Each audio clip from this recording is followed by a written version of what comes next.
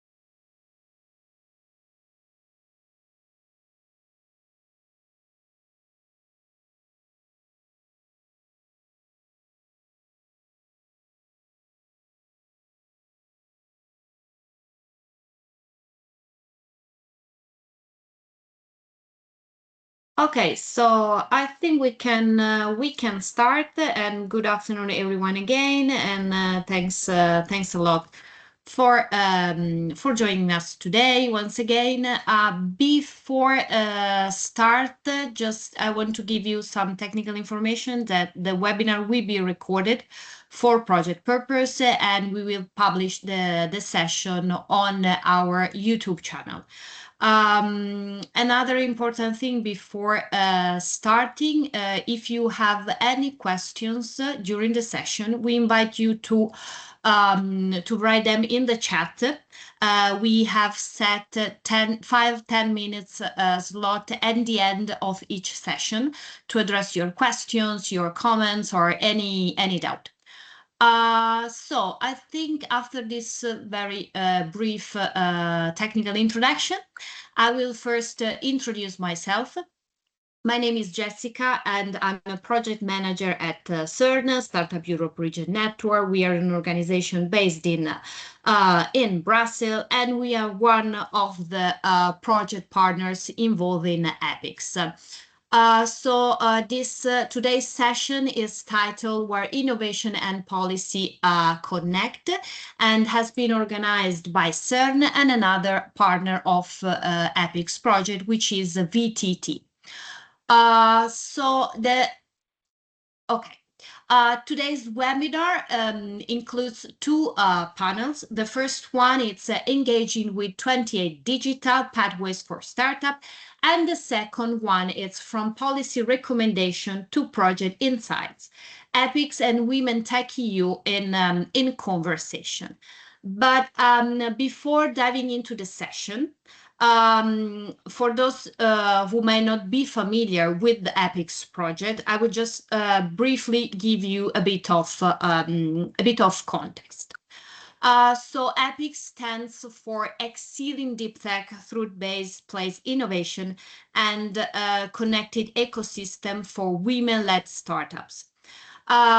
It's an Horizon Europe project, and it was launched in January 2025, and it will run until this year, December 2026. And the project aims to strengthen European innovation ecosystem by supporting women-led deep tech startups and connecting regional innovation ecosystem across Europe.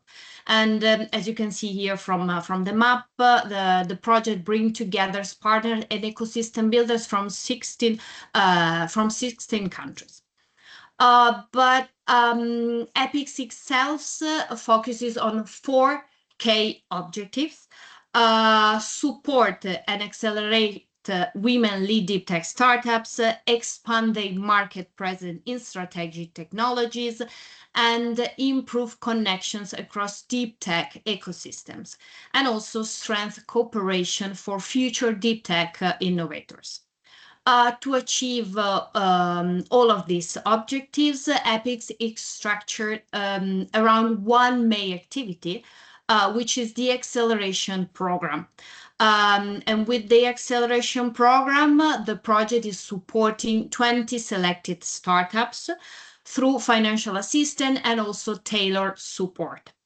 The acceleration program includes networking activities, collaboration and with innovator actors, and also workshops, webinars like this one, and the startups, partners and ecosystem builders, they have the opportunity to participate in international events and also open learning opportunities for the selected startups and as well for the ecosystem builders. And also we have like this webinar, which is open to anyone interested in the topic. And lastly, also the 20 startups will benefit from cross-border visits, allowing them to basically explore new markets, build partnerships, and strengthen the international growth potential. And I think that we can start with the first panel. And as I was mentioned before, this webinar is part of EPIC's one of the EPIC's activity.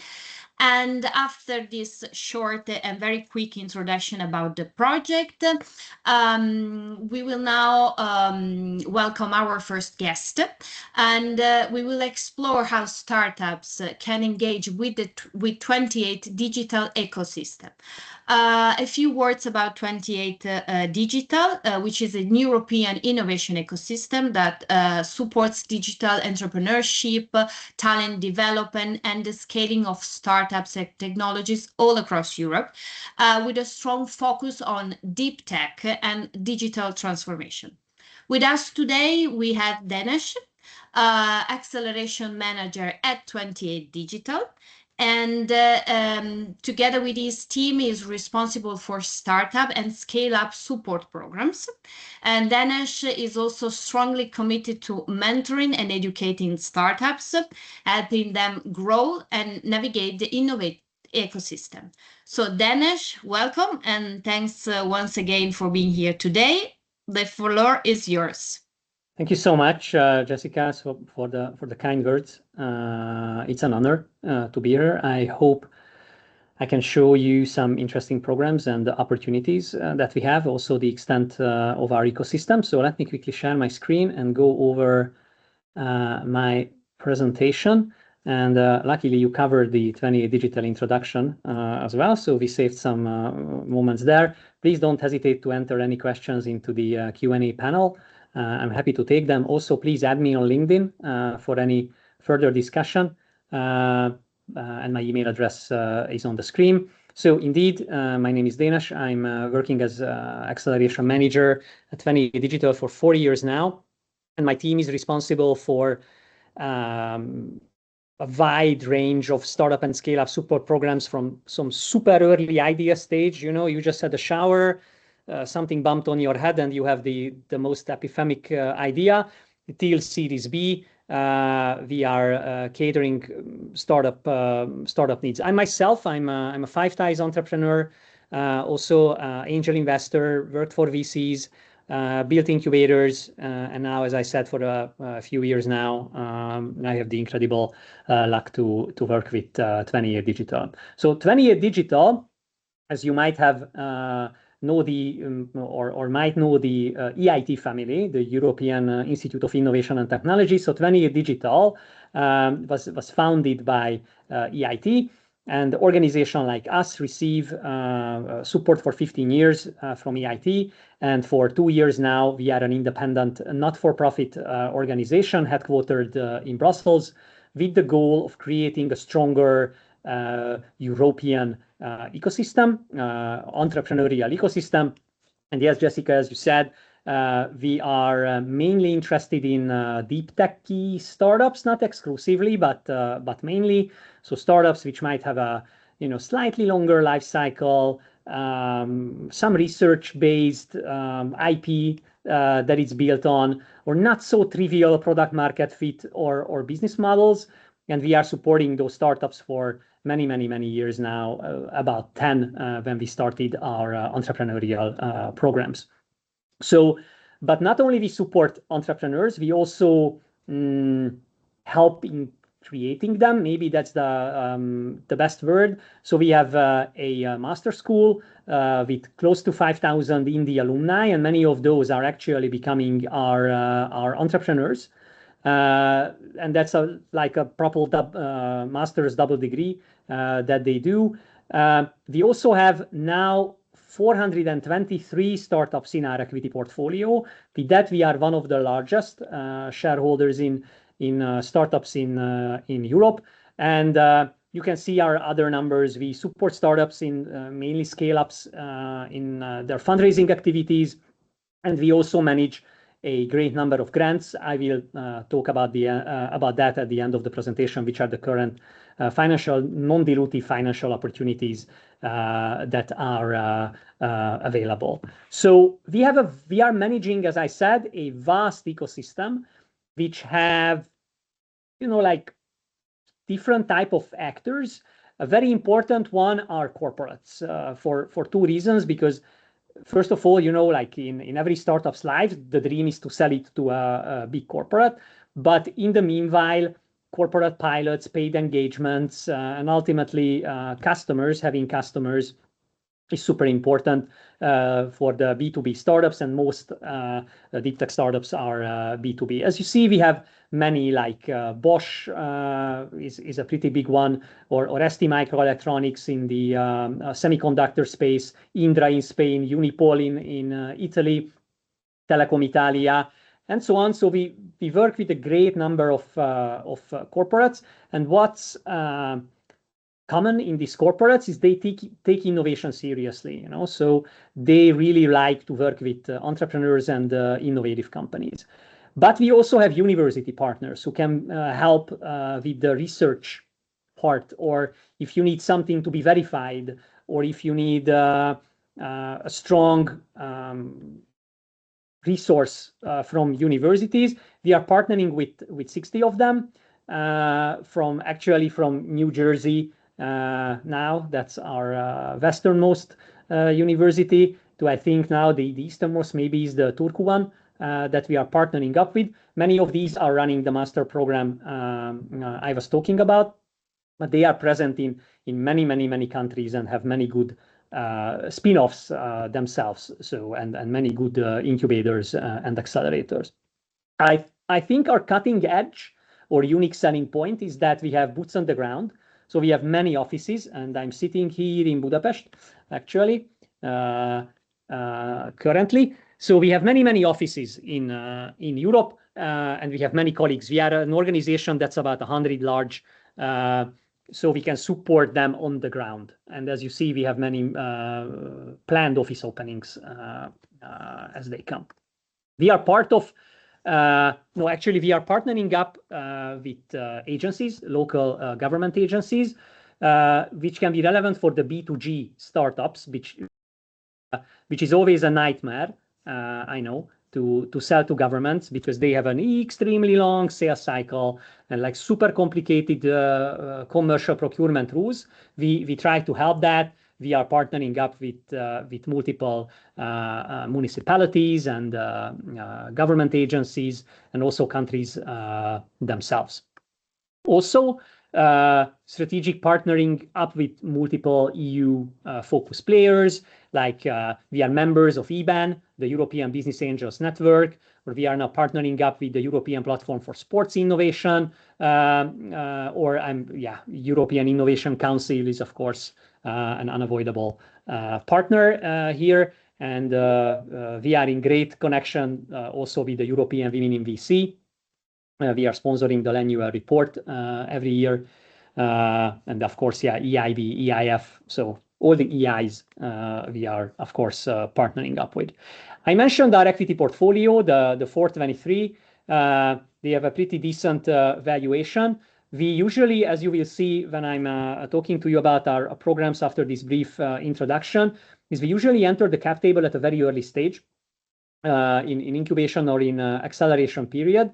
And we have some really good ones, and without calling out any startups, you can see some of the logos here. And we are very proud of what they have achieved.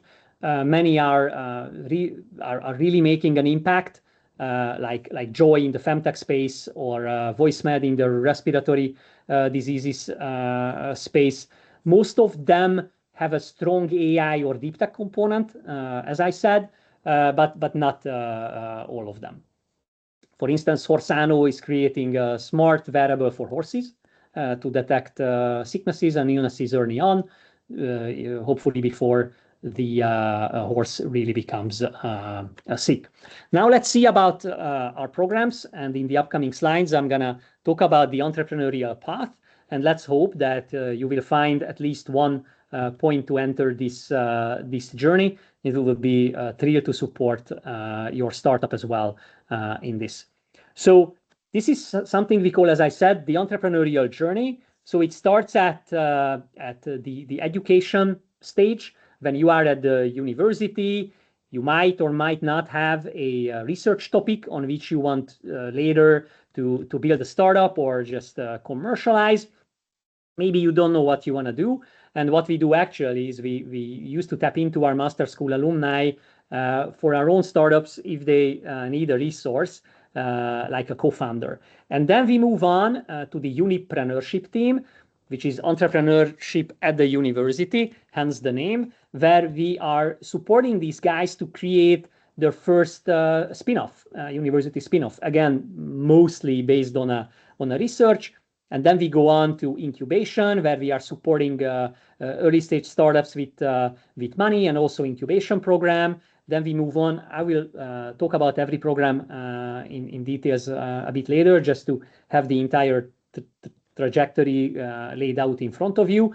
Then we are offering a bespoke 6 months long mentoring program that's actually led by me. And we also have education for those startups. And then we move on to the Open Innovation Factory, which is facilitating the cooperation of startups and corporates, because adequately large corporates don't really like to work with small startups for obvious reasons. There is an information disparity, early stage startups fail, and then what happens with the deployment, with the data, and so on. And we overcome that by stepping in the middle and supporting these cooperation. And then we have a program that we will pilot in Q3 this year, which will connect the seed stage with Series A, because currently in Europe there's a gap. So nobody's caring, about the talented seed stage startups, which are going to raise a Series A in about, let's say, 18 months, but they need help to get there, to get to the numbers, to get to the stage that they are becoming relevant for Series A investors. And then we are helping to get that Series A round, and then supporting startups to set foot in the US. And we are also very close to a first close with our VC fund that will invest in digital health. So let's move on and check some of these programs in more details. So as I said, SPIN is really about a entrepreneurial support platform for researchers and scientists. So imagine you are at a university, you have a great IP, maybe you contacted the local TTO, the tech transfer office of that university, and you need help in how to commercialize, how to create a venture based on your IP. So SPIN in its 3 stages is supporting you exactly during that journey. We are working with many TTOs across Europe by the great Unipreneurship team and supporting these researchers to create their first startup, or actually just to realize that there is a world beyond publishing papers and going to conferences, because many of the IP remains uncommercialized currently in Europe, and that's like a big gap here, which we would like to support in actually supporting these deep tech innovations to go to the light and be a startup after a while. And after this is done, our next program, as I said, is the Venture Incubation Program, which is for very early stage startups. So what does it mean, very early stage? The startup can be at most 1 year old.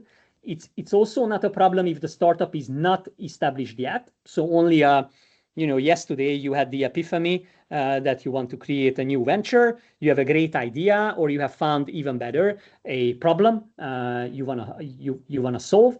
Then you can enter the Venture Incubation Program, and the application deadline for this is the 9th of June. So you have like 2 weeks to apply if you are at this very early stage.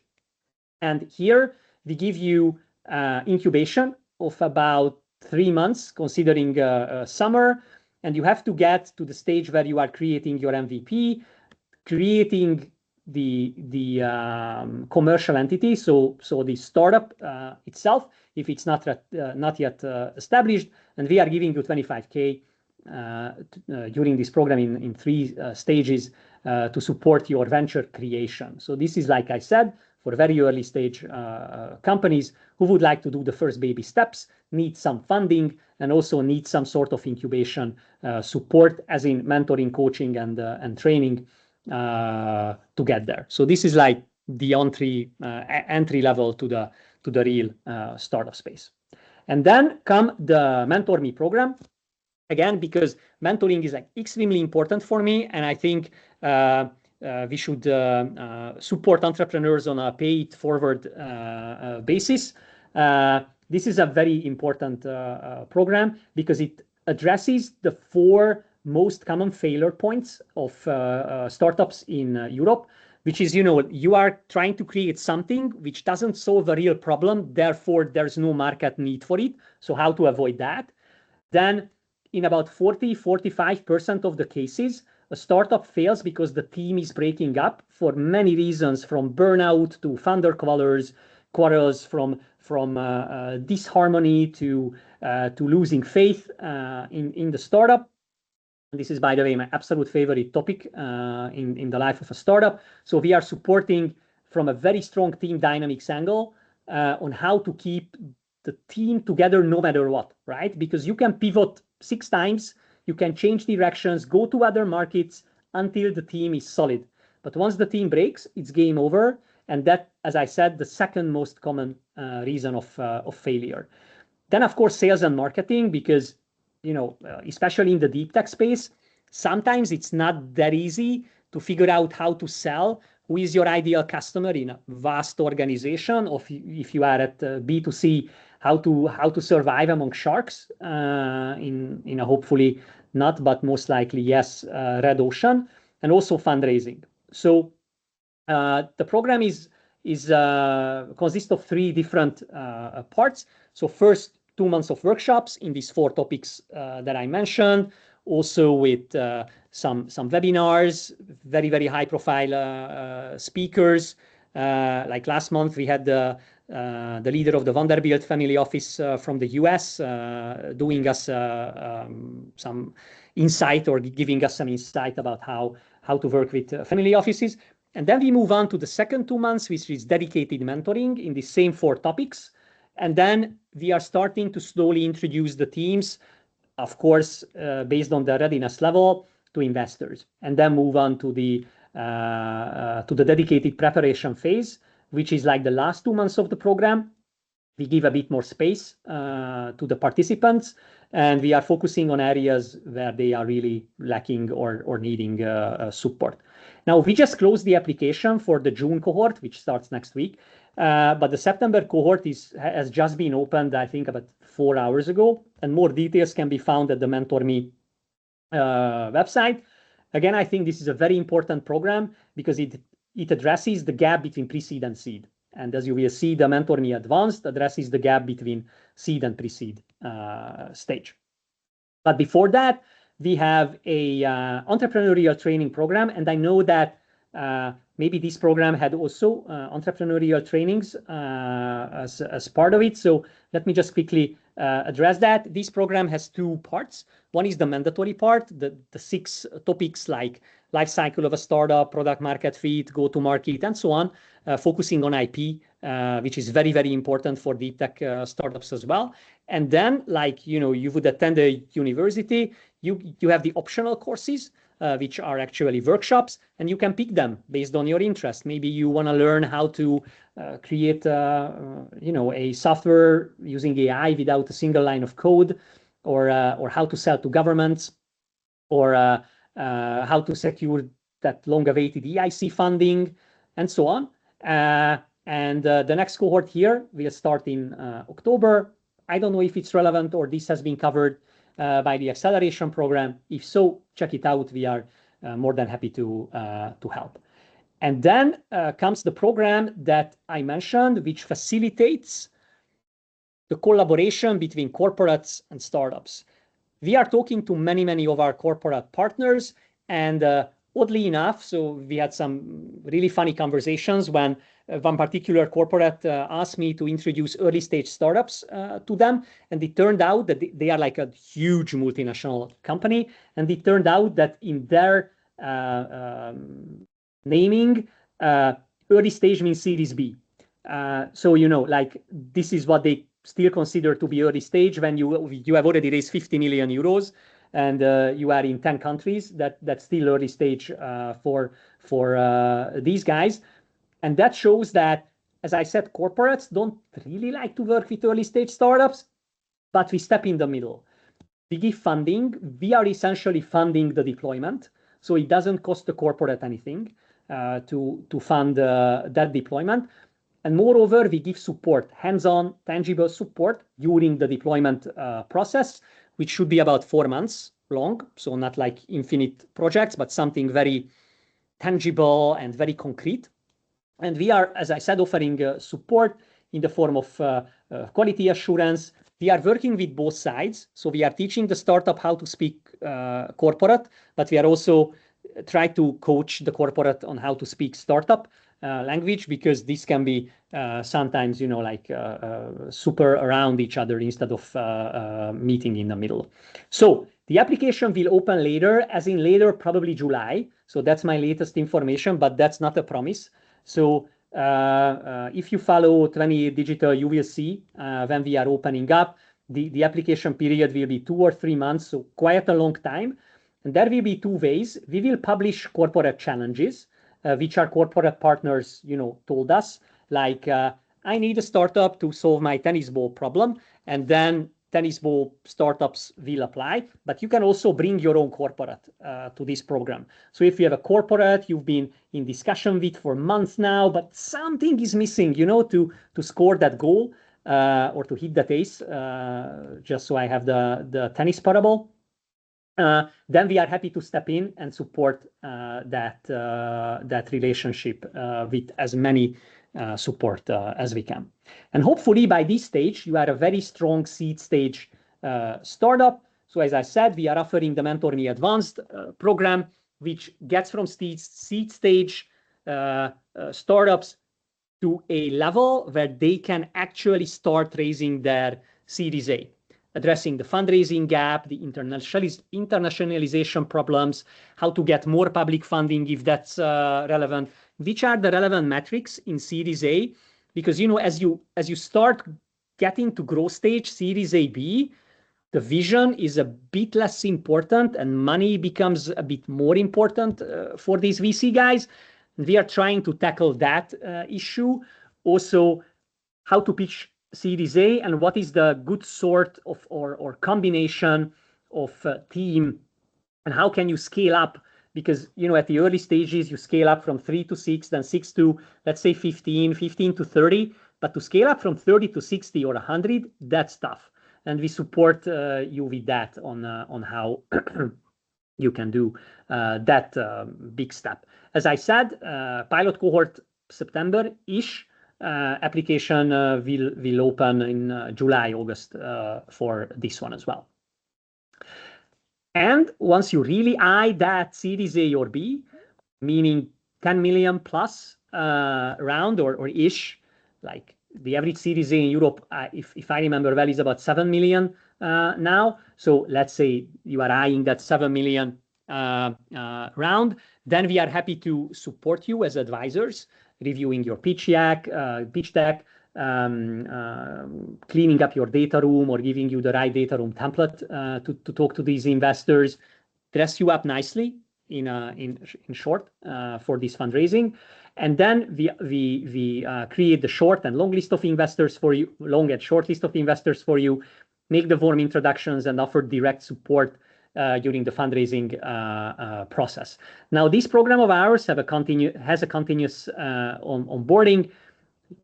Let us know if you are at that stage. Super happy to support you. And as I said, we are raising our first ever VC fund together with Specs Capital, which is a Series A stage fund focusing on digital health. So like early growth stage startups. And we expect to start investing in Q4. You can check out the website for more details. Now, as I mentioned, we also manage a number of grants. These are the ones, no, this is not that slide. I will get back to that, sorry, a bit later. What we are offering here is a travel both ways. So if you are a non-European startup and want to set foot in Europe, we are supporting that onboarding. But the other way around, if you are a European startup eyeing international markets, for instance, we have an agreement with the Dubai Chamber of Commerce, or we have an office in Silicon Valley, and this ecosystem keeps growing, then we are happy to support you in setting foot in these foreign markets. Now, as I said, we are member of multiple EU-funded projects. Many of them have a financial support part, or they are part of the EDIH network, for instance, like the FAIR in Finland or the Digital Tech here in Hungary. These projects can support you free of charge in providing you consultants or trainings to fill that particular gap that you are after. So we have multiple projects on cybersecurity. We have many projects on AI, like the Deploy AI or LLM Bridge, which are offering funding. I will get back to that in a bit. Also sustainability. We have Reef Circular, which is a circular economy regional innovation valley offering financial support, quite a large financial support, in fact, for circular economy startups. So the ones that are currently open, as I said, the LLM Bridge Incubator, which offers about 25 to 30K, if I recall well, for startups that are in the large language model space and would like to support Europe's like AI sovereignty. We have the Deploy AI project, which is also a sort of collaborative innovation support program. So to facilitate connection between startups and corporates focusing on AI.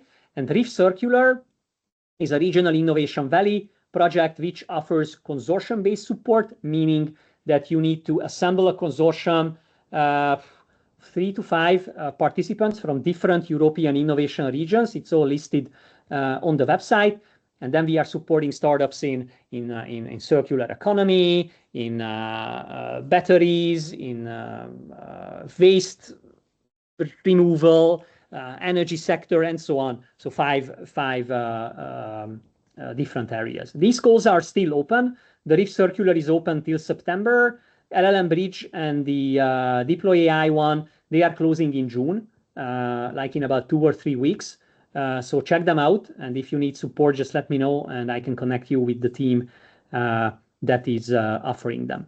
So once again, going back to this, so 28 Digital is in a pretty unique position, or that's what we like to think. It's a pretty unique position to support entrepreneurs from grassroots stage. So you only had the idea yesterday till you are really making it and raising that 50 million Series B round from international investors, trying to set foot in the US, trying to land major customers or opening an office in Singapore or landing in the Arabic Peninsula, targeting those customers out there. So many of the programs are currently accepting applications, like MentorMe for September, for instance. Many of them are coming a bit later during the summer, like the Open Innovation Factory or MentorMe Advanced. And as I said, we are raising our, or actually very close to a first close, I hope, with the Specs Fund, where we are going to invest in Series A stage startups. And back just one more slide. So we are in many countries. So there's a great chance that no matter where you are, one of my colleagues is sitting in that country. So we are super happy to offer that support locally as well in the local ecosystem. But I think our main benefit or the main benefit of working with us is that suddenly the whole world opens up in front of you, because we have those, corporate connections all over, and we have those university partners all over which can support you in your endeavors. And with that, I'm closing my presentation and I'm giving it over for questions. Yes, thank you. Thanks a lot, Denis, for your presentation, and thanks a lot also to share this very, this incredible range of programs and opportunities for the startups. And it was a very nice discovery, at least from my side. So thanks a lot. Let's check if some of the participants, they have questions. My LinkedIn was buzzing actually with new connections, so hopefully after that as well while I was speaking. So thank you. So, any question from the audience? Any curiosity? Do you want to ask something to Denis? Okay, I'm around. Yeah. Okay, Denis, since we have a couple of more minutes, do you want to add something else? Jessica, sorry to interrupt. There is a question in the Q&A. I don't know if you can see it. Does 28 Digital has cross-EIT Kick activity? Yes, we do. Actually, we are in the AI CrossKick, so AI and robotics community, I think that's the name, where we are going to support AI-based startups with acceleration and financial support as well. And we are planning to enter other of these initiatives, but that's not public yet. But hopefully we will meet very soon with amazing female founders there as well. And they are agnostic, so they are not related to health or food. For instance, the AI one is related to AI, no matter where the application area is. It can be food, health, manufacturing, culture and creativity. We are really agnostic when it comes to vertical. We are trying to focus on the deep tech part of everything. We are a bit unlike the other KICs, because they are like vertical, like food, health, and so on, and we are like omnivores in that case, and that's why, or in that sense, and that's why we can work that nicely with them, because we are complementary with the other EIT KICs. I hope I answered your question. Great, thank you. Any other question? Okay, thank you so much. As I said, I'll be around. Connect me on LinkedIn or send me an email, and I'm super happy to have a discovery virtual coffee with any of you to see if there's a way we can support you. Thank you so much. Yes. Thank you, Dennis. And if you allow me, at the end of this session, I will share with the participant your slides. Yes, okay I will send it to you. I will send it to you yes, momentarily. Please. Thank you. Thank you so much. Actually, I had one more question there. I just Go delivered. So about, you mentioned about this collaboration with public agencies. So to lower the threshold for startups, if I get it correctly, to engage with public procurement. So could you elaborate a bit more on this? How do you, okay. Yeah. You know that naturally my answer will start as it depends, because it depends on the stage of the startup, it depends on the vertical, it depends on many things. But for instance, in health, we are part of a project that's called Unite, which is a big regional innovation valley, where we are supporting something we call agile piloting of healthcare providers and local healthcare services like hospitals, and we are supporting these startups to deploy their solutions in that sense. Also, we are in discussion with multiple cities or municipalities and other actors to support them in something that's called pre-commercial procurement, which is also a way for startups to sell to government entities in the least possible painful way. It's still not easy, because they are spending public money, so they need to be thorough and transparent and so on. But we are doing whatever we can to be as transparent or as helpful as possible. And also the program I mentioned, where we are connecting startups to corporates, the Open Innovation Factory.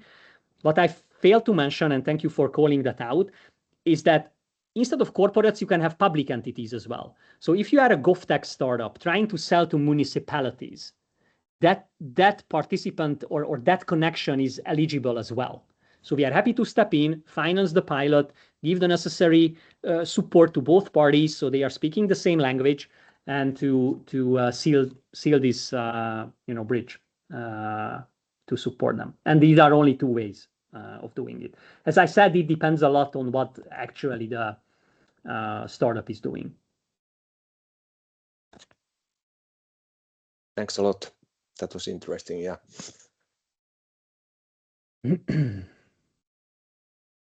Great. Thank you. I think no more questions. No. Okay, great. So I think we can wrap up here this first panel. And since we are here, if all agree, I will skip the 5 minutes break scheduled, and we can directly jump into the second panel. So we will finish our session before. Let's now, I will share my presentation first. Sorry. Can you see my screen? Yes, okay, great. Let's now focus on the second panel, which will be about the policy insight developed within the Women Tech EU project. And we will also explore how to build successful gender-focused support programs for deep tech businesses. So this session is together with Women Tech EU. and also EPICS. And I'm happy to welcome Rebecca Zammit, Director of Operations at Across Limit. Across Limits, it's a Malta-based small and medium enterprises that supports a European organization in accessing UE opportunities, funding, and connection for innovative growth. And also we will have a conversation with Marilia Cunha. She's a consultant and a project manager at Innova Mais. Innova Mais is a Portuguese consultancy company, and Innova Mais is also the project coordinator of EPICS initiative. So let me check if Rebecca is here with us. Yes. Perfect. So, Rebecca, whenever you want to start, please, the floor is yours. Sure. Let me just share my screen as well. Can you confirm that you're seeing my screen? Yes. Okay, cool. All right. So thank you, Jessica, for that introduction. Like Jessica said, my name is Rebecca Zammit. I am director at Across Limits. Across Limits is a Women Tech EU core partner. So we were one of the 4 core members that were leading Women Tech EU during the past 2 years. And in that role, we led the dissemination and communications efforts for Women Tech EU, as well as were involved horizontally in all the various aspects of Women Tech EU, including the service provision. And I'm here to discuss what worked in Women Tech EU and what we can expect a little bit as well from Women Tech EU in the future. So just to give a very brief introduction to Women Tech EU, for those of you who are not familiar with what the program is, it is also an EU-funded project with the aim of supporting women-led deep tech startups from Europe and the surrounding territories. The project, as it was developed, continues the work that was first initiated by ESMEA, the European Commission funding agency, way back in 2021, and the project continues and will continue until at least 2028. The aim of the project is to address the disparities and the barriers that are very evident in the deep tech and entrepreneurship ecosystem. So it's very clear that there are structural barriers facing women entrepreneurs in deep tech. The program is there as a way to address these and to help support diversity and innovation. When we do that, we help in the innovation ecosystem in Europe grow even more. Between 2026 to 2028, the project consortium will continue to run an open call with 4 cutoff dates. And as further 160 women-led deep tech startups will be selected for funding. This continues the work that was done in the previous two years, where a 75,000 equity-free grant was provided to 160 startups. Even more importantly than the grant was the service program that was given to the participants, the beneficiaries of the program, ranging from, for example, women mentors, investor and export readiness check, environmental impact assessments, sales strategy and execution. So they were given a holistic package of tailor-made services. They were able to select and identify those services that they needed for their own growth paths, and undergo continuous one-to-one training and mentoring for 6 months. And again, the service program will continue for the next 2 years. I'll speak a little bit more about that towards the end, but at this moment in time, we are in transition between the current project of 2024-2026 with the next project soon going to be launched in the coming weeks and months. So here, we have the 160 winners of the previous iteration of the project. So these are the 160 women-led entrepreneurs who won the Women Tech EU grant over the past 2 years. They are a cohort of amazing, inspirational women. I highly encourage you to check out their profiles. They're all listed on our data hub. The presentation will link you through the data hub on our website. They are the reason why Women Tech EU exists and the reason why it was ultimately a success as a program and has been identified as a good practice across the board. So if for those of you who are just starting out on your journey, I do highly encourage you to go through some of their profiles, connect with them on LinkedIn so that you can follow their journey, but also we continuously spotlight their journey as well on our Women Tech EU channels as well. For today, I wanted to spend some time discussing the policy insights from Women Tech EU. So part of the work that we did, beyond, of course, implementing the grant and the service program, was to consider our place in the ecosystem and take the lesson learned from our project and develop 4 policy papers. So over the 2 years, we published these 4 papers. The first one focused on the role of venture capital in advancing deep tech in Europe. The second one addressed the deep tech gender funding gap and identified the barriers in place, as well as provided some policy recommendations to address them. The third one is the blueprint of Women Tech EU. So there we do a deep dive of what worked in the Women Tech EU program, what also could have been improved in the hopes of inspiring similar private and public programs that have the same mission that we do. And the fourth one, and that has just been recently published, takes a look at cascade funding as a bridge for deep tech startups. So how financial support to entrepreneurs via cascade funding accelerates innovation.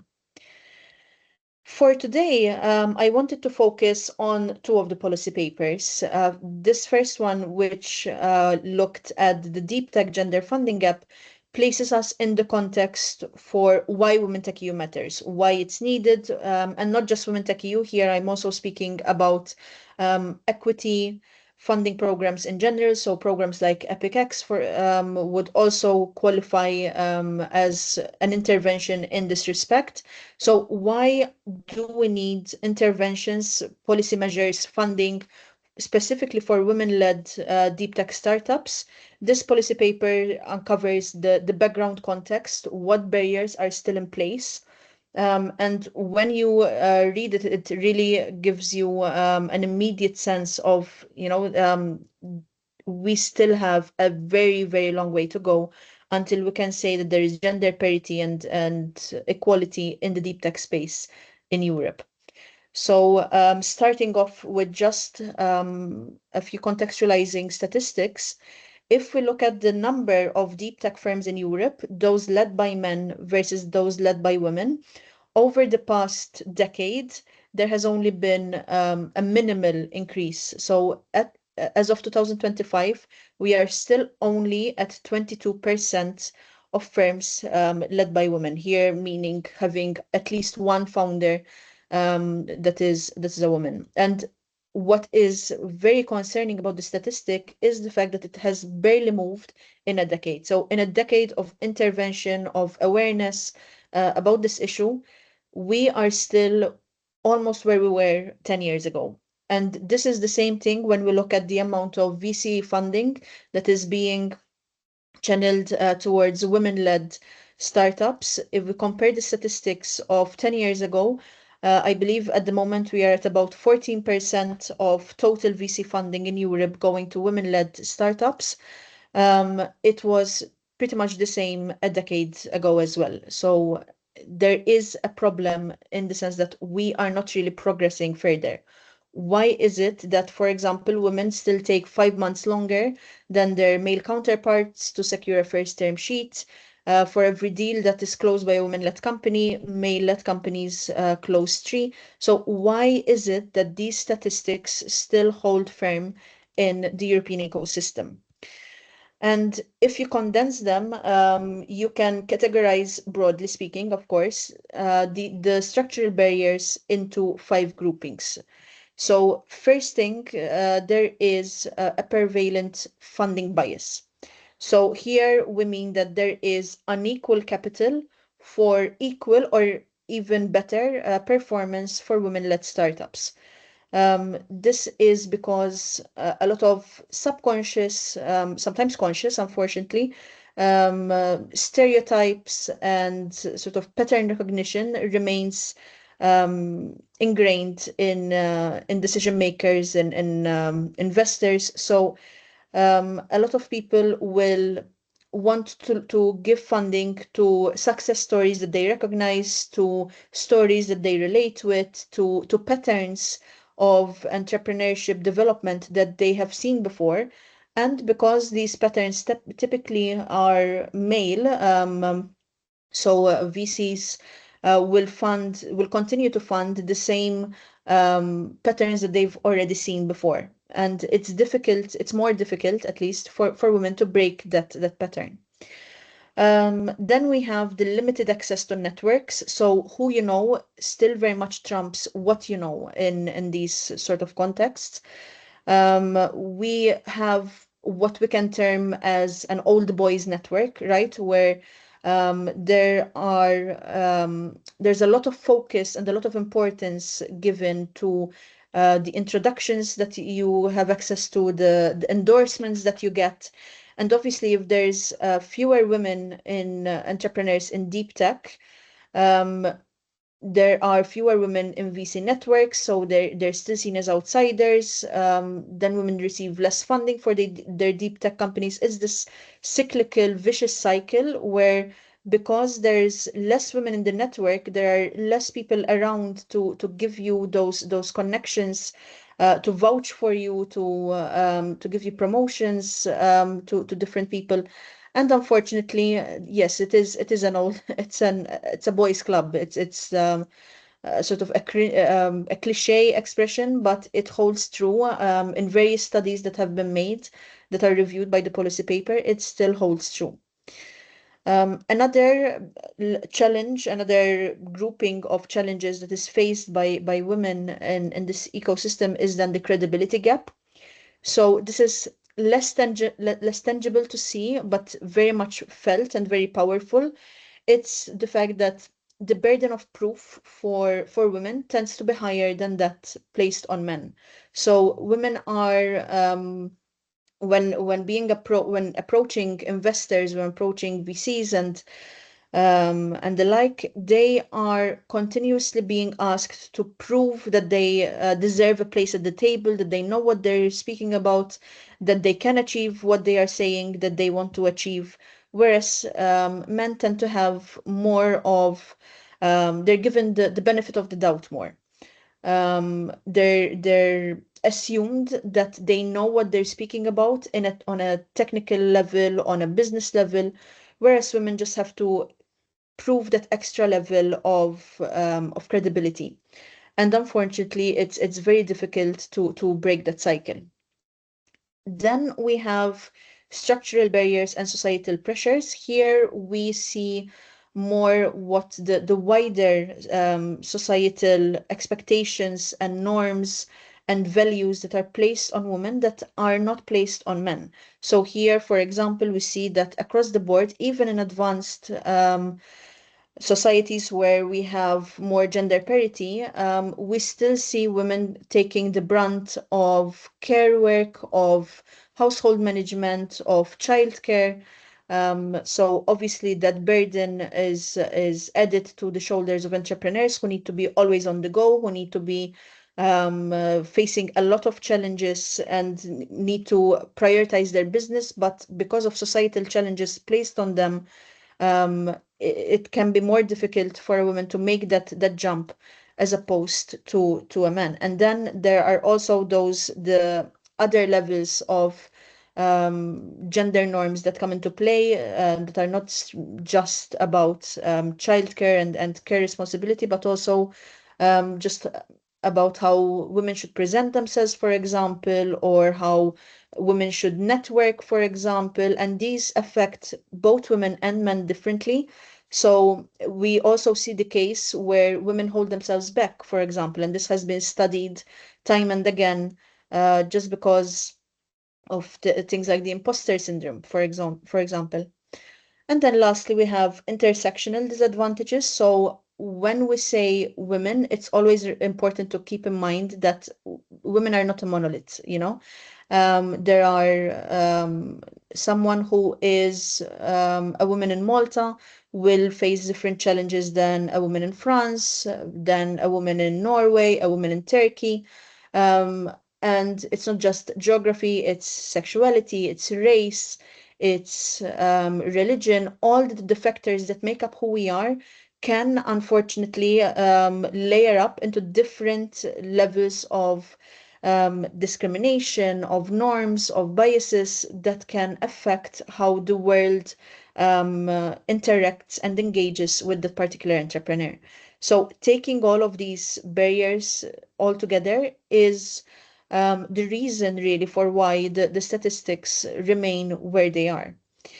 We did not stop there, and of course we provided a set of recommendations at every level for what needs to be done to improve the situation. Just as a high-level summary, policymakers need to, of course, lead by example with public funding. So initiatives like Women Tech EU and EPIC-X are very desperately needed to address the funding gap that exists in deep tech. We need to build an inclusive ecosystem from the ground up, and here we need to consider elements like education, like training, even mentorship and training. So how do we foster this inclusion at all levels from the start, from before a woman even decides to go on to start on her entrepreneurial journey? We need to, as a society, address the cultural and structural barriers, and here this cannot be simply done by one legislation, by the public sector, but rather needs a lot of joint interventions by public and the private sector as well.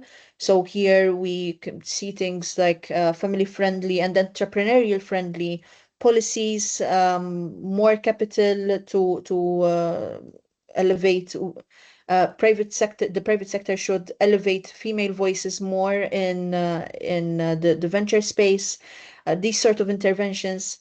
And lastly, innovation and finance. So here we see things like angel syndicates, for example, that are a newer, less traditional way for women entrepreneurs to tap into funding.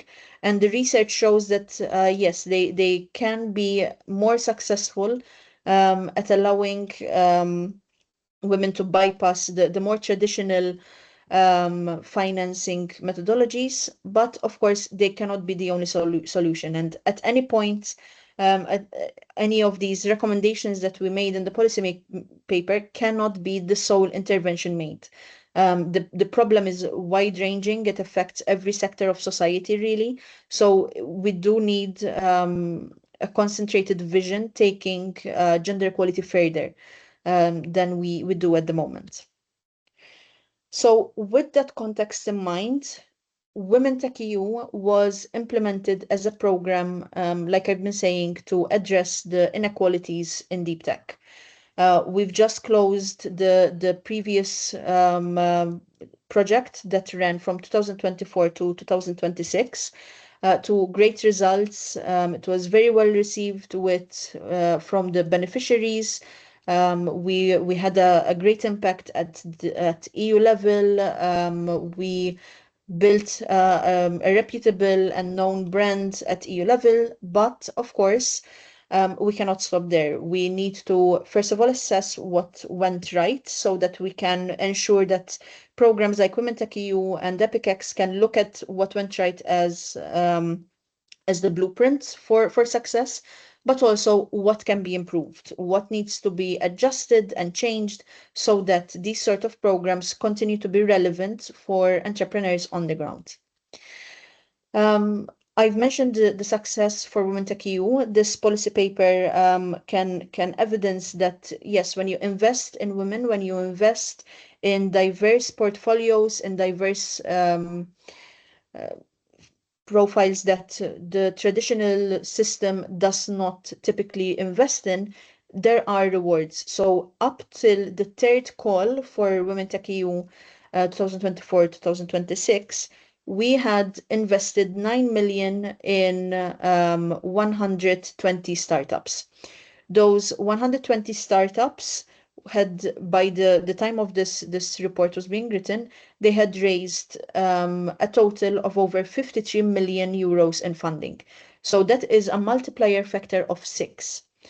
I.e., for every €1 that the EU or the public sector is investing in women-led startups, women-led startups are injecting 6 times more into the economy. So it's not a question of charity here. It's really it's just financial and business sense.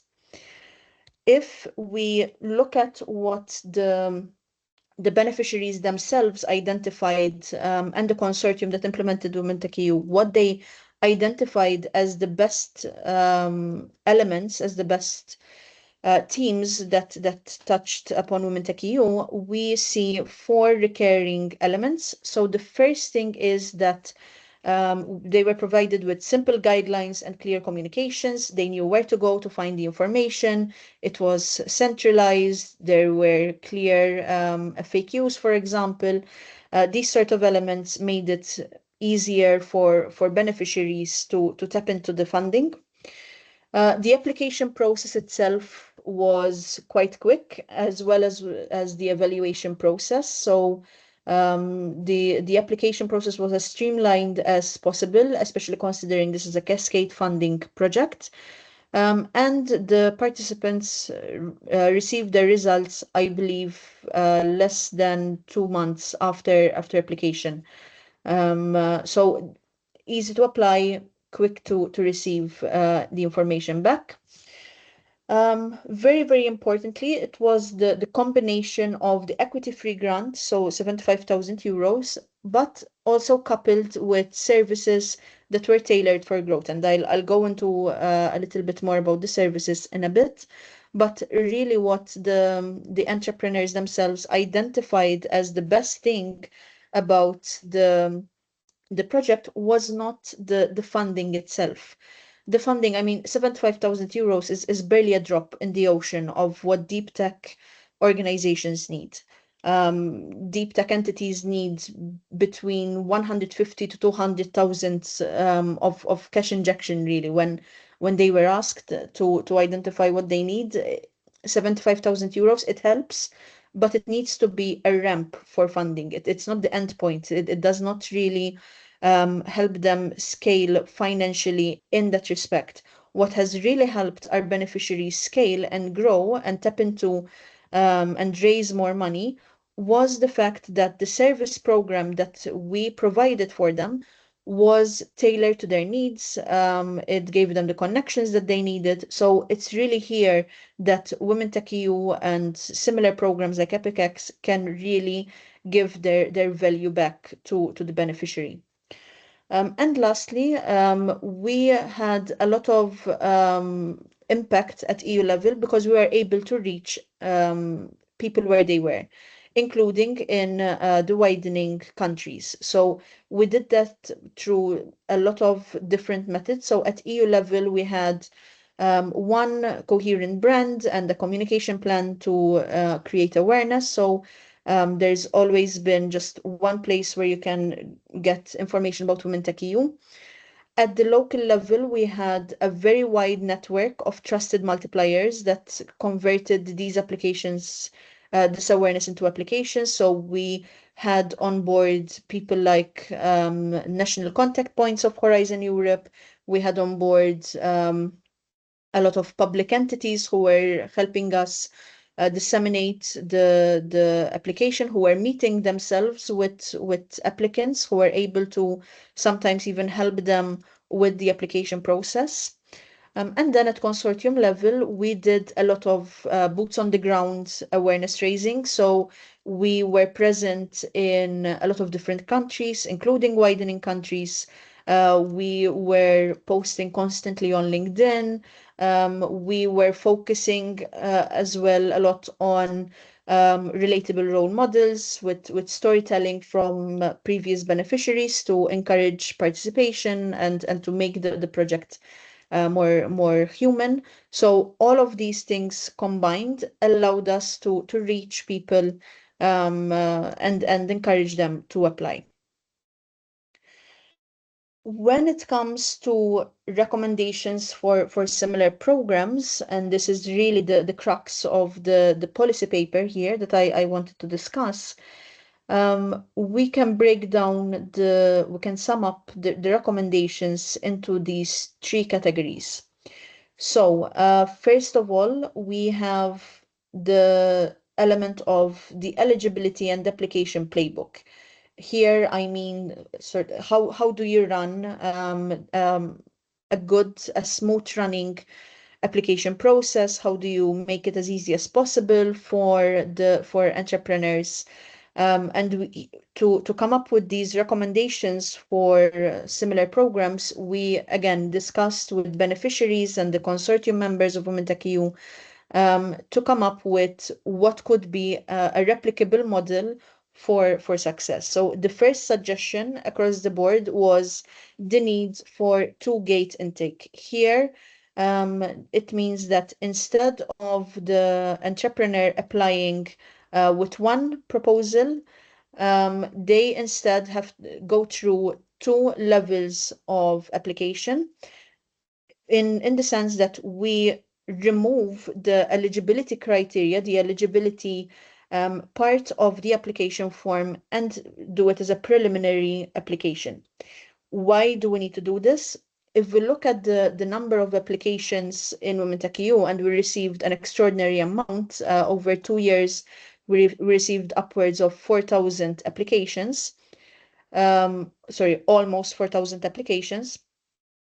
About 50% of those applicants, unfortunately, there were either miscommunications at eligibility stage, or they simply there were human errors, so they clicked the wrong button. For example, if they needed to indicate that they are a startup that has been established for less than 8 years, they clicked no instead of yes, and they made themselves ineligible. So at this point, the evaluation process would simply remove them from the running.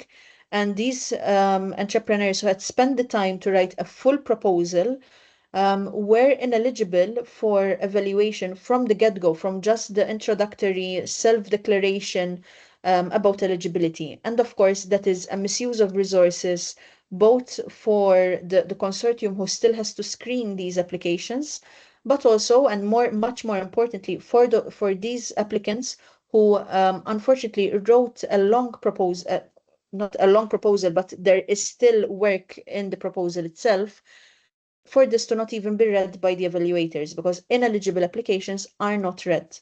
So one recommendation that Women Tech EU makes is that a tool-level application process, where they first determine whether they are eligible, and if so, moving on to actually submit and write the full proposal, is the best use of resources across the board.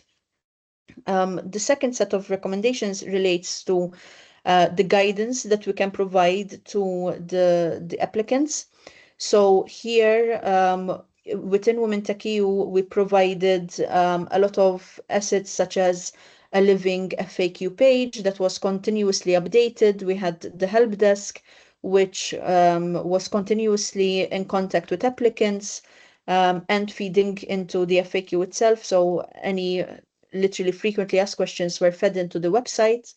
We had the guidelines, but they can be expanded more by for example, having example videos for what the pitch deck needs to look like, or example videos for what the 3-minute recorded video needs to look like. Because for those of you who were not aware, the application process required women to take a 3-minute video sort of pitching themselves to the evaluators. And again, here, that is where we saw a lot of issues and a lot of elements that could have been strengthened in the video. So another recommendation is that guidance assets need to be comprehensive and think across the board what applicants would need. Ethics clarity, so a lot of applicants required more understanding of what we were looking for when we were assessing their ethical declarations. And then when it comes to the appeals, this needs to be very approachable and easy to access for the applicants. And also a recommendation that was made from Women Tech EU, and this is something that was not done by Women Tech EU, was that to publish an anonymized summary of appeals so that people can also continue learning from what the appeals process was identifying as recurring issues. So that's the first category of recommendations from Women Tech EU for a blueprint for the future. When it comes to the services and the mentoring model, so here we saw a lot of focus on the mentors and trainers that are in the service program. Again, I mentioned that it was really this element here that beneficiaries identified as the best thing about the project. Not saying that the grant does not help, but the service program is where really they can focus on scaling to the next level, on tapping into that next injection of funding, and after that the next one as well. So here's where they learned to network better, to pitch themselves better, to communicate better, to identify what sort of funding opportunities there are available. So the mentors and trainers that are integrated into service program need to be of a really high caliber. They need to be continuously monitored, and any low value or low rewards service provision needs to be phased out. The mentors and trainers need to be matched to the beneficiaries appropriately.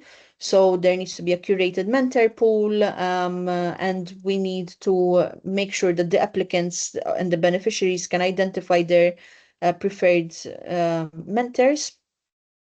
When it comes to format, we saw a lot of success in mixing it up. So it wasn't just one type of training across the board. We had a mix of, for example, hands-on, one-to-one sessions like live deck reviews or investor mapping sprints or pitching exercises, for example. And then we mix this up with more standardized webinars on EU funding or with data or AI compliance. And we also had what we termed as the chapters. And this is where alumni of and previous beneficiaries of Women Tech EU could gather either in person around different events, if possible, or they just literally met up for dinner and a drink to chat, or as side events, as a sort of side organized thing around key events such as the AIC Summit or the Startup Summit or Slush, these sort of events. The beneficiaries constantly and continuously kept saying that one of the best things they had was the access to each other. They felt supported, they felt like they could connect with their fellow beneficiaries, they could learn from each other, support each other, they were sharing opportunities, they were finding areas for collaboration together. So it's been really rewarding to see that happen, to continue trying to facilitate as best as we could to help them connect better. And this is something that Women Tech EU will continue to explore on how to develop and to grow. But as you can see, networking and connections is a very important part of what made Women Tech EU work. And lastly, we have the element related to investor pathways and blended finance. So the reason that Women Tech EU worked for the beneficiaries is that we saw it as a ramp to future finance as opposed to the ultimate destination. we knew that the 75,000 grant will not sustain the beneficiaries for a long time, but rather it's meant to unlock doors for them in the future. So the way that we did that, and the way that we hope to continue developing and fine-tuning our approach, is to first of all ensure that they have engagement with investors, which is sort of clearly communicated, and expectations are set from the start. So it's not the case that you throw them at investors at the end of their program with sort of no prior engagement or training, but this could be done via, for example, one-to-one workshops at the beginning, leading up to exhibitions and showcases at the end of their program. The capital stack. So here we worked with our beneficiaries as much as possible to make sure that they had a clear sequence for how to tap into public, blended, and private funding.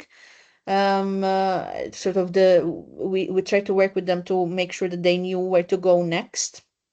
We want to continue encouraging angel syndication, for example, and essentially ensure that the grants points to a plausible source for each company profile. And lastly, the last recommendation that I have here from Women Tech EU is tracking. So it's important when running a similar program to make sure that you're not implementing this project in a void. You need to keep some sort of track of who is meeting who in terms of beneficiaries to investors. So a light CRM or some sort of light tracking system to make sure that we're tracking investor interactions, introductions, outcomes, so that we can assign follow-ups, have pipeline analytics to look into. This is important because if you're running a similar program, you need to continuously show the benefit of that program so that you can continue supporting and funding future cohorts as well. So this sort of data is very important for implementers of these sort of projects. So that is really what we can sum up as the lessons learned from Women Tech EU. As I know that we are at a stage where people want to know what's next for Women Tech EU. Unfortunately, we are not at liberty at the moment to give a lot of information, but from what I can say at the moment is that yes, Women Tech EU will continue. It will once again invest 12 million euros in equity-free grants for the same number, 160 women, deep tech companies. But there have been changes and fine-tuning made from the feedback received in 2024. So, for example, we will see the two-stage call that I described earlier. There will be an increased focus on widening territories, and Women Tech EU will inject resources and funding for widening territories. The services program will be strengthened along the lines of these recommendations that I've just been going into. So we've learned from what has gone well and what we can fine-tune even more. And lastly, there will be much more cohesive EIC alignment. So the EIC is considered by a lot of deep tech startups as the ultimate endpoint for them in terms of public funding. It's the gold standard for innovation companies. So our responsibility as Women Tech EU is to ensure to this sort of fast track towards EIC as much as possible through tailored support services, and closer collaboration with the EIC ecosystem itself. So these are 4 key changes that you will be seeing and observing over the next 2 years.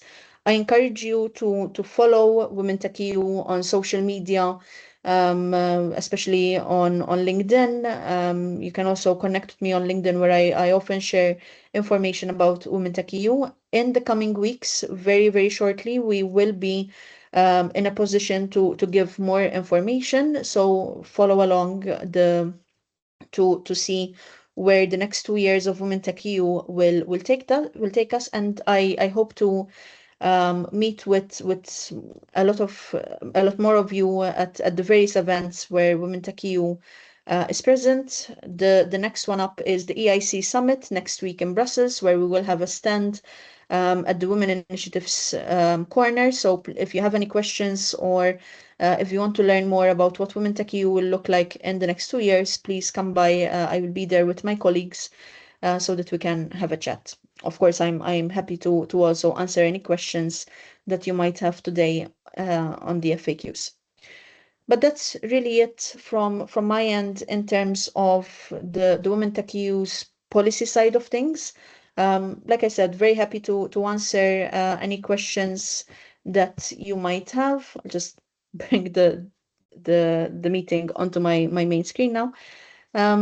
Any questions on your end? Thanks a lot, Rebecca. Thanks really for sharing also the impressive job done by Women Tech EU. And let me just add, I forgot to mention at the beginning that Rebecca with Across Limits, she is one of the ecosystem builder involved in EPICS as well. And we are very proud to have you as one of our ecosystem builder, and also to share the common goal of supporting women deep tech startups like Women Tech EU. So once again, thanks a lot, Rebecca. And if there are some questions, please once again write them in the chat, and at the end of the panel we will answer to your question. And I will now ask Marilia to join the conversation. We will have a conversation, a talk between Women Tech EU and EPICS project. So before jumping into the questions, because I prepared some questions for you girls, Marilia, do you want to add a couple of words about EPICS? I have already done a very short and quick presentation at the beginning of the session, but please feel free to share and to add more regarding EPICS. Sure, thank you, Jessica. I think I won't be talking about EPICS because you already did. I'm just going to note that we encountered the same challenges as Rebecca mentioned. We started our project last year in January 2025, starting as well, and we will finish this year, starting as well with the desk research and also workshops with the different countries, the 16 countries that are part of EPIC. And we noticed EPICS, I always say EPIC, I forget the X. That is part of the common challenges, the bias are very much the same as Rebecca was mentioned. Indeed, we have seen some differences between countries, for example, in south of Europe, in Malta, Portugal. It is indeed more structural. The bias are more structural against women in this case. In Estonia and in northern countries, at least the people we talked with and who have been part of the workshops and our sessions didn't mention it as it's not as systematic or is not as structural as in other countries. However, we have a very concrete example. We launched our acceleration program 2 weeks ago at the Startup Investment Matching Conference here in Portugal, where I was also with Jessica and Rebecca. And we noticed that even though there were women participants and speakers, we also had a few projects of this kind attending. We noticed that in many conversations, there were more men than women. And especially the conversations regarding equality, gender, those were the majority of women. So I think we have still a lot to do, as Rebecca was saying, especially in ensuring that this is a topic that is important for both genders, and that we can find as well people or more men to be involved in these conversations and in these discussions. As Rebecca was saying, this has not changed. The statistics, the data has not changed for many years. And sadly, even though this project both our projects, I think, are considered a success because we have been supporting women entrepreneurs. I sadly think that we still have a long path forward to change the ecosystems. But yeah, this is just an introduction, so I'm happy to discuss more and also to see if there are any questions, and also for your questions, Jessica. Yes, thank you. Thanks a lot, Marilia. So yes, I will personally start with the questions now. Let's wait. Maybe the audience they will think about some questions to address to you, but let's start with my questions. So, based on your experience for Women Tech EU and EPICS, what kind of support do women founders in deep tech need most at the early stage? What do you think? Please, Rebecca, if you want to start. Sure. Sorry, I couldn't check my mouse pad. So as I said in my presentation, when it comes to deep tech founders specifically, the funding is important. I cannot say, of course, money makes the world go round, but with the type of grant that is typically available in the EU Cascades funding space, where Women Tech EU is quite on the high end. We gave 75,000 euros in equity-free funding, but even that was, it helps, but it just moves the needle a little bit. When we spoke with our consortium, when we spoke with beneficiaries, in a dream world, these sort of projects would give between 100 to 250,000 euros. But this is a dream situation where we have unlimited funding at our disposal, which of course is not the case. So what can we do in this sort of ecosystem space to support women founders even better?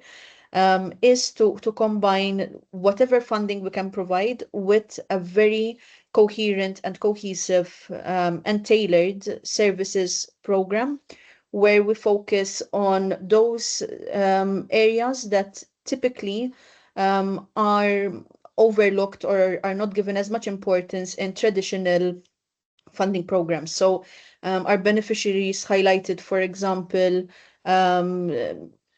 elements like providing IP refinement and management strategies, strengthening their investor pipelines, enhancing their pitch decks, participating in investor events and these sort of networking events as well. They're small drops in the oceans, but they do pile up eventually.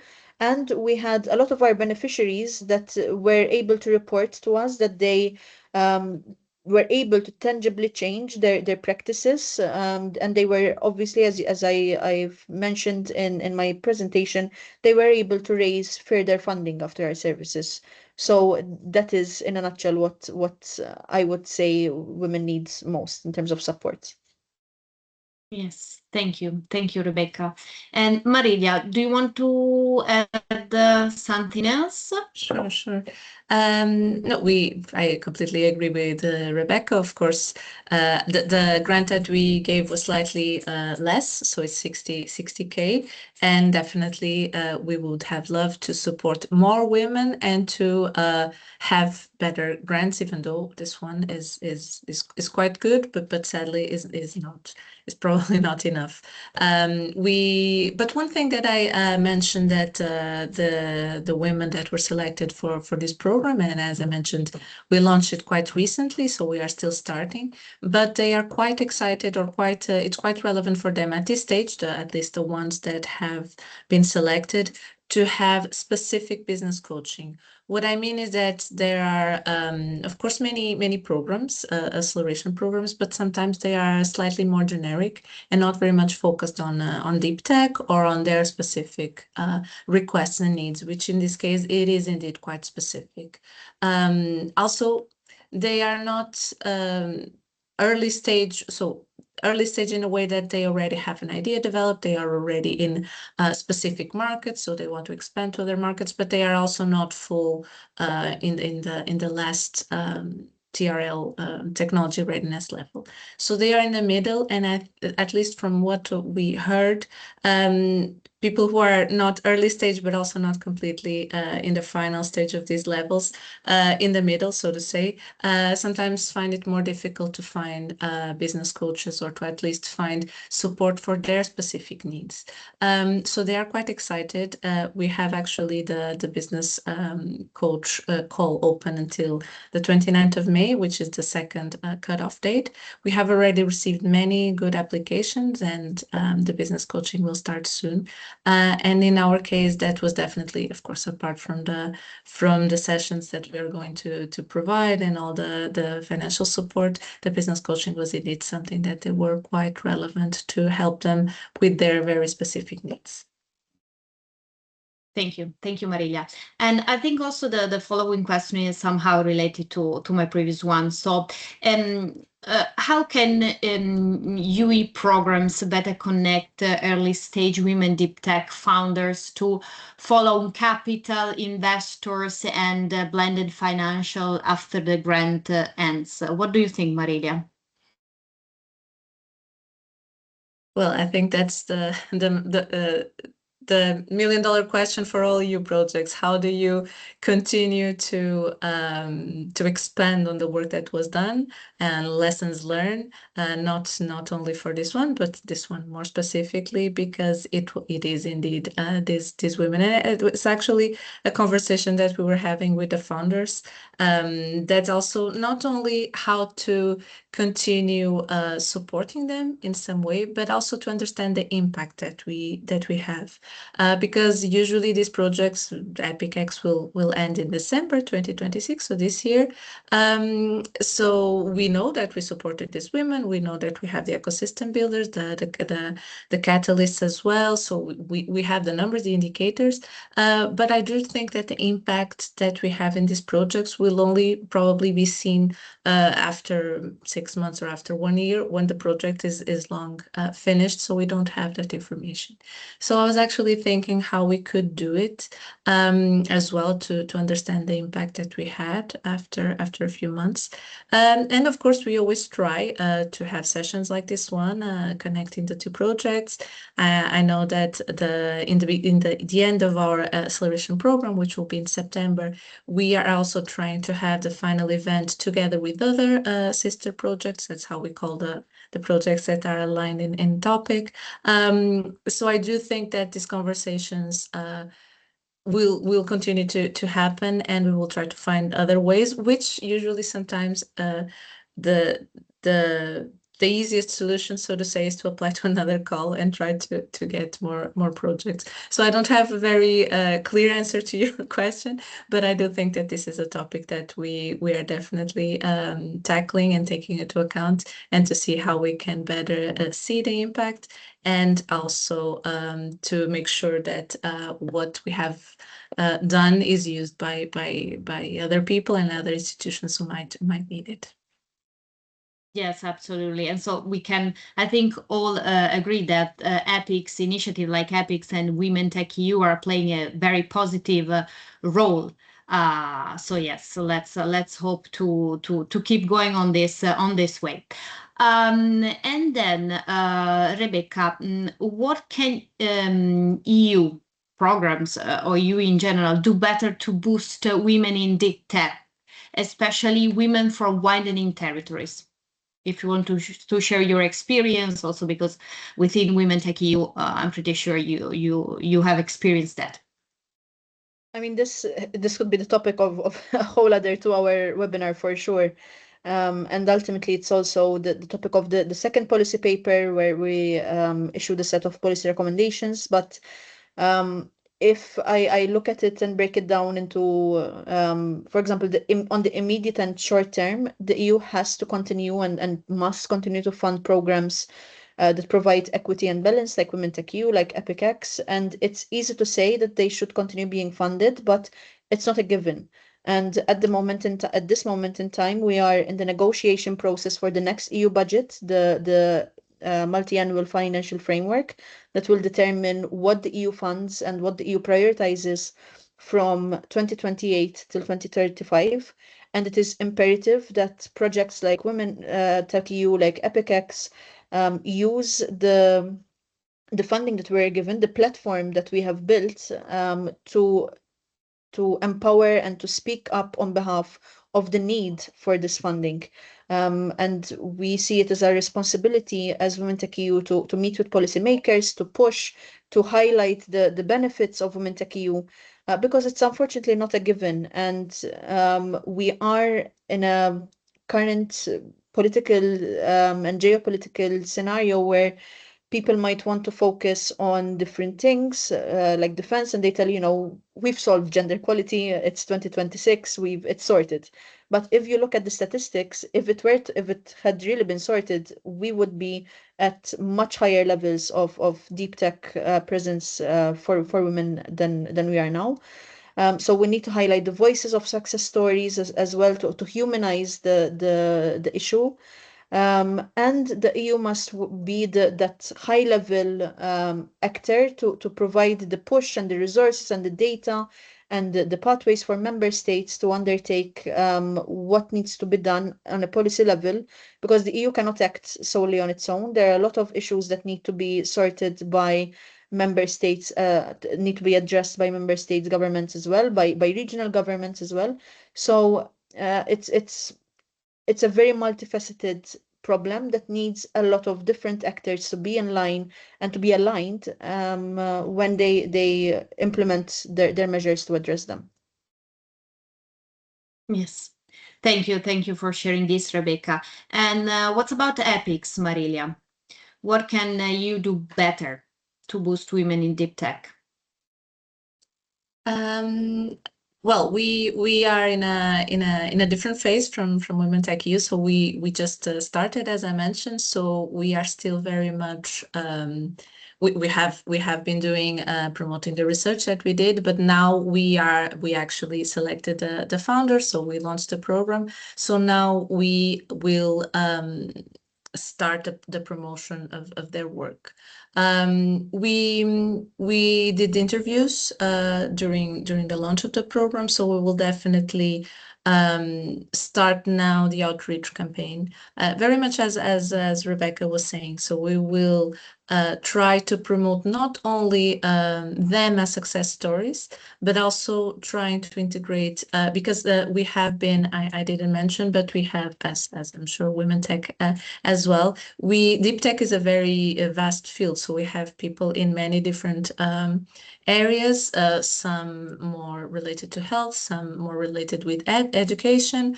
So it's definitely, like Rebecca was saying, that the focus now is, and we understand geopolitically, very much focused on defense and security.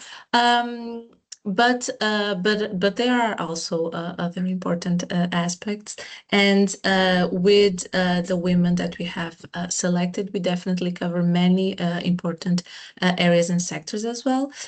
So we will not only promote their success stories, but also try to exactly integrate those and so that people also understand how vast the deep tech field and how relevant and important it is also for many, many sectors.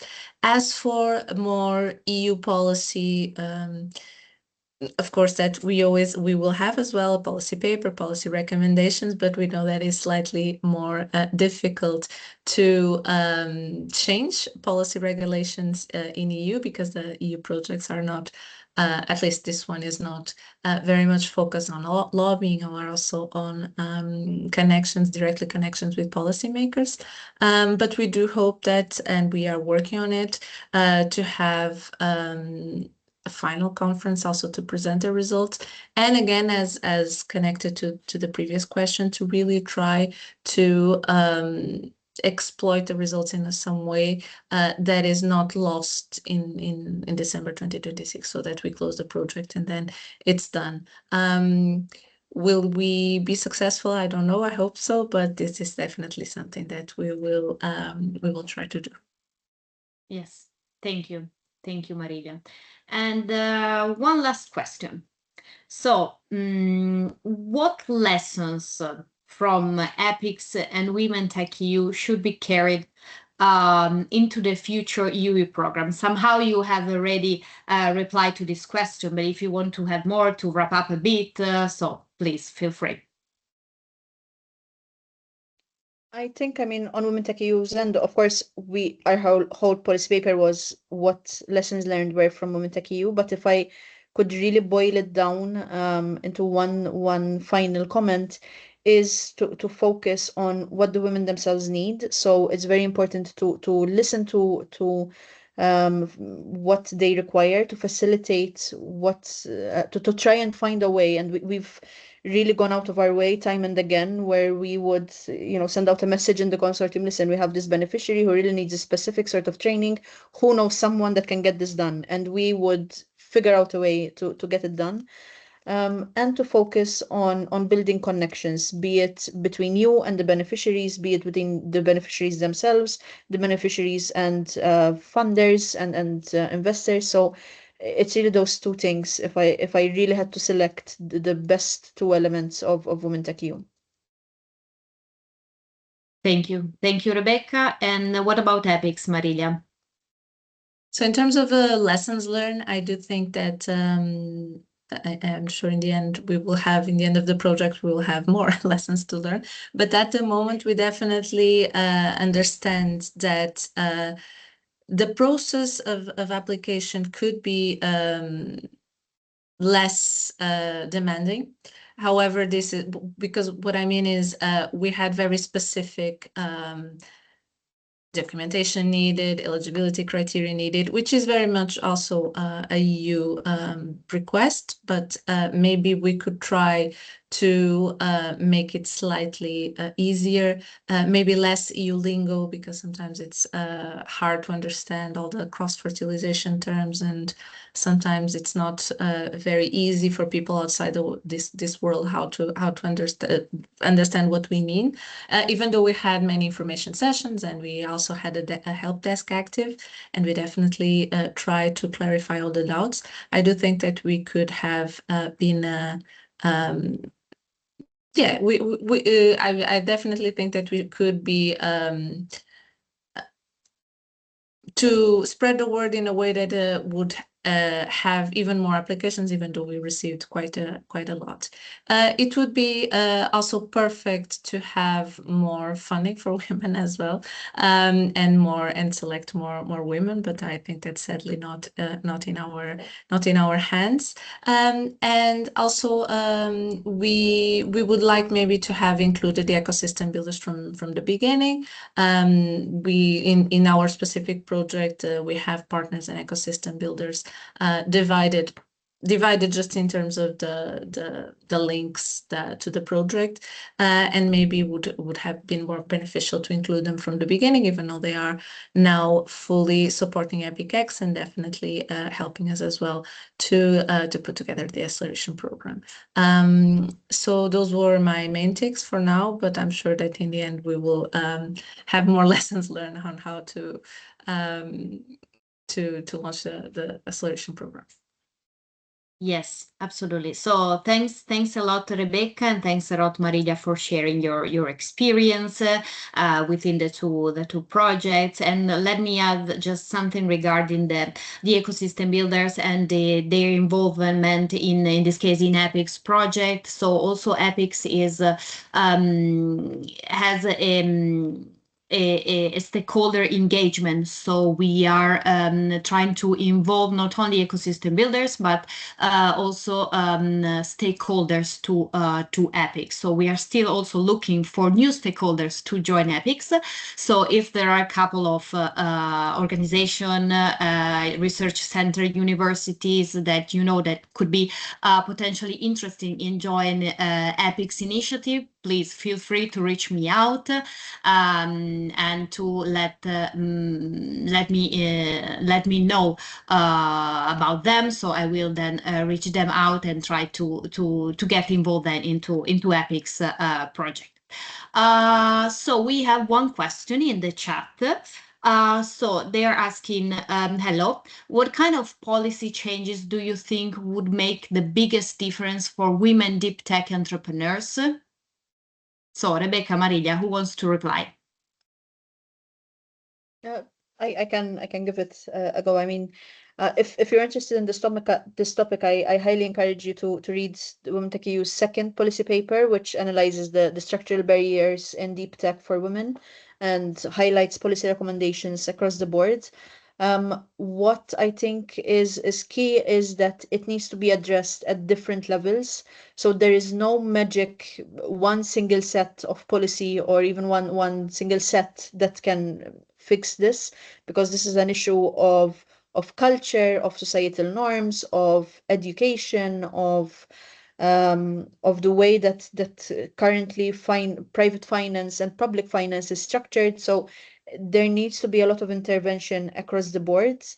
We need to continue advocating for addressing gender-based norms, which are still very prevalent, and if anything, from what I can assess in current culture, are returning as opposed to being addressed. So we're seeing the return of even more patriarchal norms than ever before. So on the one hand, we need to address that. When it comes to policies that can be implemented, for sure, for example, more entrepreneurial friendly policies that encourage and accept entrepreneurial ways of work, as it gives them tax credits, for example, this sort of thing. So I do highly encourage you to read our second policy paper, because there's a lot of well-structured recommendations there. Thank you, Rebecca. Marilia, do you want to add something? I think Rebecca summed it up quite well. I would just like to add, I briefly mentioned this. I do think that we have many support, and that is great for young entrepreneurs or young female entrepreneurs, first-time founders until 35 years old. But we have less, or we have a few, of course, but less for people older than 35, or that they are, which is a different thing. So first-time founders, but from older, but also people who are already in a medium level, so to say, not early stage, but still not completely in the last stages of technology readiness level. So I do think that we also are missing some. I wouldn't call this a policy change per se, but there is some strong approach and support to women or to young entrepreneurs, and that should also be maybe a focus to support more older women, or at least also in different stage levels. So that is my take as well. Thank you, Marilia. And any other question? Curiosity about the two projects? Comments? No, not for now. So I think we can wrap up here the session. And thanks a lot for staying with us 2 hours, almost 2 hours. And it was a very pleasure to have this session. And as I was mentioned before, we will share the presentation with all the participants. And once again, thanks a lot. And if you have any other question, any other doubt, so feel free to reach me out. And see you soon. Bye. Thank you so much. See you soon. Bye-bye. Bye. Thank you. Bye.